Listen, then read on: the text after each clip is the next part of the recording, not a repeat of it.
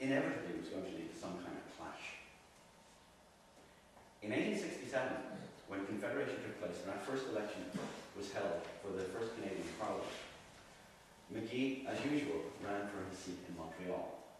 He had, from the time he had arrived, from 1858 in fact, he represented Montreal, a strongly Irish constituency, and had always been elected without any trouble. But from 1864 on, this campaign against Fenianism was costing him support. For a number of reasons. There were, of course, those who were supporting the Fenians, but they were a small group.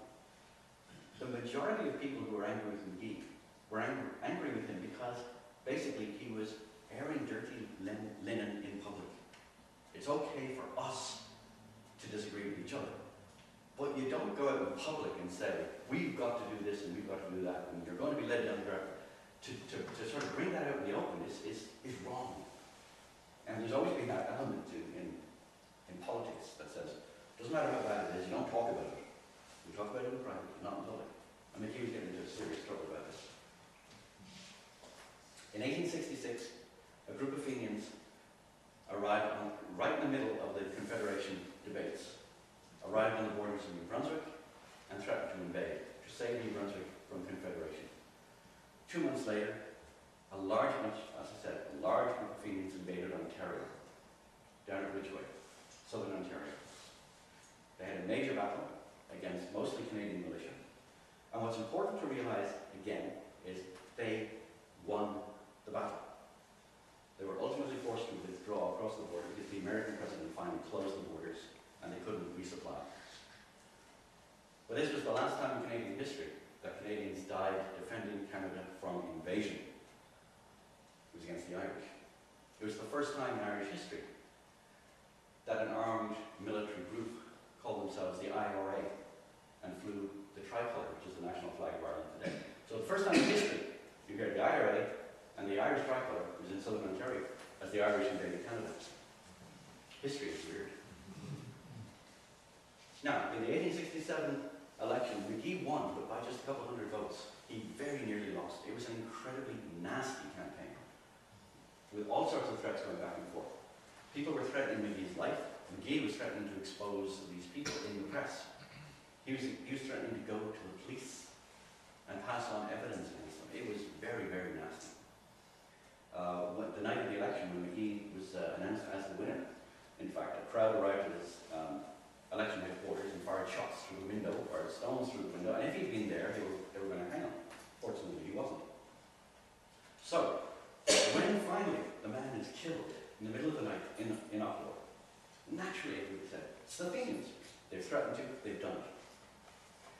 Johnny MacDonald sprang into action, had hundreds of Irish people right across Canada arrested, suspended habeas corpus, put these people in prison, where they stayed, most of them, for 6 to 9 months without a trial. Extra police were drafted in from Montreal to Ottawa to investigate the crime. At the time, the Ottawa police, I think, were very, very new, and they didn't have the numbers to cope with such a thing. So, police were brought in from outside. This led to some interesting situations, because, of course, there's panic everywhere. Nobody knows. Is this the first? Will the whole cabinet be murdered? Is this the prelude to another invasion? Are the Fenians going to suddenly turn up and take over? So people were spotting Fenians everywhere. And in fact, there were 12 Montreal policemen who got into trouble because there were so many reports coming in about suspicious characters. So it turns out there were Montreal policemen in plain clothes trying to blend in and look inconspicuous. But this was a small town. People knew strangers. And people knew strangers who were going to take care of themselves. So they were identified as Fenians and reported to the police. Within 24 hours of the death, one particular man was arrested, Patrick James Whelan. He had been identified to the police by Patrick Buckley, who was one of the two brothers who passed by and said goodnight to McGee, the Buckley who ran that taxi service, the carriage service. He was the personal driver of Sir John A. Macdonald. So when Sir John A. was going anywhere, Patrick Buckley was the guy who brought his carriage and drove him to and fro. Buckley was arrested because he was Irish, he was a Catholic, he was around at the time, therefore he could be guilty. So everything was dragged in. He mentioned this man Whelan, the tailor with the ginger whiskers. So Whelan was arrested. When he was arrested, he was found to have in his possession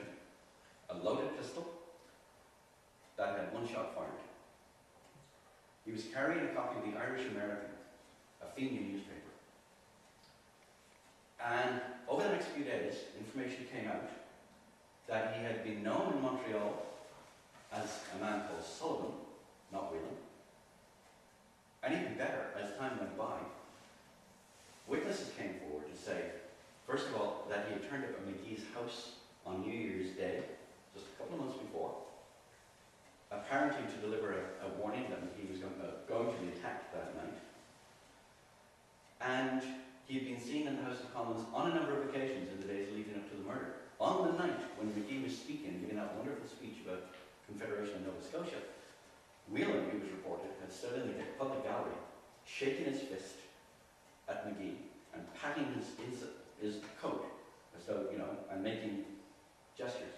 The implication being, according to the witnesses, he had a gun in his inside pocket and he was threatening McGee. He was seen hanging around outside after the section had ended. So there's a lot of this circumstantial evidence. The newspapers had a field day. For the next few days, they were reporting all sorts of things. Movements on the borders. The Fenians are active. Fenians are claiming responsibility. Hundreds of people are arrested. Major conspiracy involved. Then, the authorities started leaking information, and the press started reporting, saying things like, the police have evidence that Whelan is at the centre of the conspiracy. The police can prove that Whelan and they named other people who had been arrested, had conspired to do this and this. Evidence will be brought forth at the trial to show that Whelan is a Fenian, that he was sent to Ottawa to do this, that, and the other, all sorts of things. There was an inquest, a coroner's inquest immediately after his death. And his landlady, Mrs. Trotter, was her name. Mrs. Trotter came forward, her son came forward, the doctor came forward, and they all gave testimony as to what happened that night. And it was very interesting because it was very clear that the magistrate and the jury and the crowd really wanted to get into this. They kept on calling witnesses. But they were actually stopped from going any further. After about 4 days, the whole inquest was called off because the word came down that the government had formally charged Whelan and that he was going to be put on trial.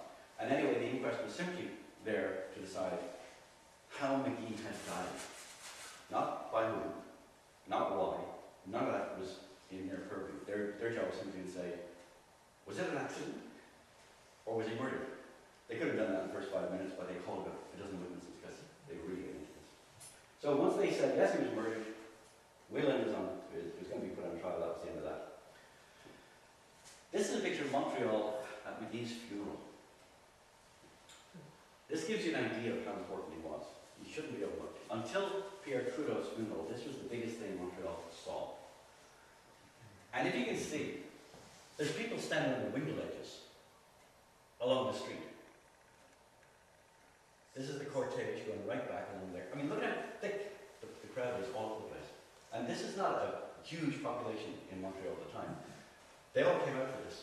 The photographer either was lucky or had a strange sense of humor because the sign at the top up there says coffins. Particularly apt. The interesting thing is the crowds following the coffin included all those people who were throwing stones at his election headquarters earlier. It's one thing to throw stones at a man, but once he's a martyr, then everybody kind of has to get the bandwagon. This is the man with the ginger whiskers, Patrick James Whelan. He'd only been in Canada since 1865. So he'd been in Canada about 3 years. He was a tailor by profession. He had lived in Montreal for most of that time, married a woman there, and had come to Ottawa just before Parliament had opened, the session had opened, to find work. And was in fact working in Ottawa when the murder took place. He had spent 9 years in the British forces, 6 of them in India. During the Fenian scare of 1866-67, he actually had joined a cavalry unit in Quebec City. So he was a strange background for somebody who was being accused of being a Fenian and a Fenian sympathizer. The trial itself, you can see it seems fairly straightforward.